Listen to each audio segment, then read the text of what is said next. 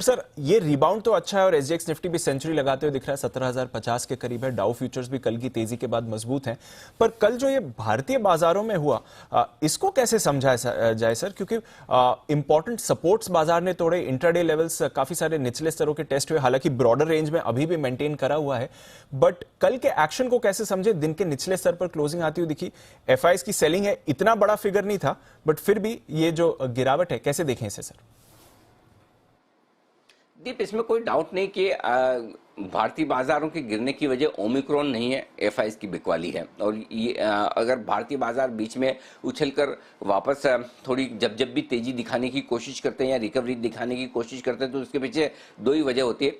या तो बाजार बहुत ओवरसोल्ड हो गए हों और उस ओवरसोल्ड में एक रिकवरी आपको मिलती है, और दूसरा ये कि अगर ओवरसोल्ड होने के अलावा अगर बाजार रिकवर होते हैं तो उसका सिर्फ और सिर्फ एक ही कारण होता है कि जहां भी एफआईआई ने अपनी बिकवाली का प्रेशर थोड़ा सा कम किया वहां पर रिकवरी आती है। अदरवाइज तीसरा कोई कारण है नहीं। ग्लोबल के दम पर हम मजबूत खुल जाते हैं, एक आध दिन मजबूती दिखाने की कोशिश करते हैं, अहम सपोर्ट लेवल से रिकवर करते हैं, लेकिन अल्टीमेटली फ्लोज जो हैं वो लगातार बिकवाली के और बड़े आते हुए दिख रहे हैं, वो चिंता की बात है। तो मुझे लगता है अब भी हम उस चिंता से मुक्त नहीं हुए। एक आध दिन दो दिन एफआईआई हाथ रोक लेती है, उसके बाद फिर से बिकवाली करती है। और कल के भी आंकड़े उसी तरह से, अगर आप कल की गिरावट के पीछे कारण ढूंढना चाहते हैं, डेफिनेटली कल की गिरावट के पीछे कारण ये नहीं है कि ओमिक्रॉन के मामलों का बहुत बड़ा डर हो, पूरी तरह से ये बिकवाली का प्रेशर। और 3350 करोड़ की एफआईआई की बिकवाली कैश मार्केट में अपने आप में बढ़ी है। और वायदा कारोबार में भी आप देखें दीप, तो 1150 करोड़ के इंडेक्स फ्यूचर्स बेचे हैं, लगभग 800 करोड़ के स्टॉक फ्यूचर्स बेचे हैं। यानी कि स्टॉक्स में अगर आप देखेंगे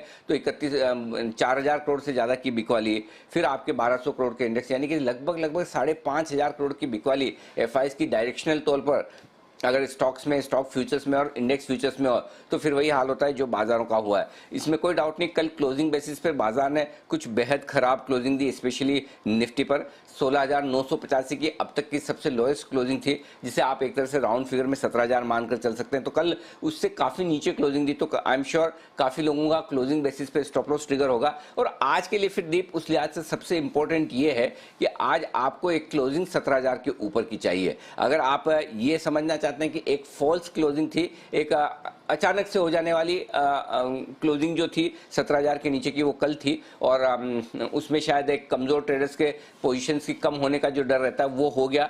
तो उस लिहाज से 17,000 के ऊपर की क्लोजिंग आज बहुत जरूरी। तो आज 100 पॉइंट ऊपर हम खुल जाएं, 125 ऊपर खुल जाएं, 150 खुल जाएं, 200 ऊपर चले जाएं, ये इंपॉर्टेंट नहीं है। इंपॉर्टेंट ये है कि हम कितने गेंस बरकरार रख पाते हैं। फर्स्ट हाफ इंपॉर्टेंट है ही नहीं, इस बाजार का सेकंड हाफ और स्पेशली आखिरी 1-1.5 घंटा इंपॉर्टेंट है। और आज उसका लिटमस टेस्ट है कि अगर ग्लोबल मार्केट्स की इतनी मजबूती के बावजूद, जहां पर न सिर्फ डाउ 650 पॉइंट बढ़ा है, बल्कि डाउ फ्यूचर्स भी सेंचुरी मार रहे हैं, पूरा एशिया आपको अच्छी मजबूती के संकेत दे रहा है, तब क्या हम अपनी तेजी को क्लोजिंग बेसिस पर बरकरार रख पाते हैं? तो मेरे लिए 9:15 बजे कम इंपॉर्टेंट है, 3:30 बजे ज्यादा अहमियत वाला लेवल होगा कि हम बंद कहां हो पाते हैं। और इसके लिए सबसे पहली चीज ये चाहिए कि कम से कम हम बंद होने के बेसिस पे 17,000 को तो होल्ड करें, ये बहुत जरूरी है। और बैंक निफ्टी पर कम से कम हम क्लोजिंग बेसिस पे 36,000 को तो होल्ड करें, ये बहुत जरूरी है। ये दो लेवल्स पर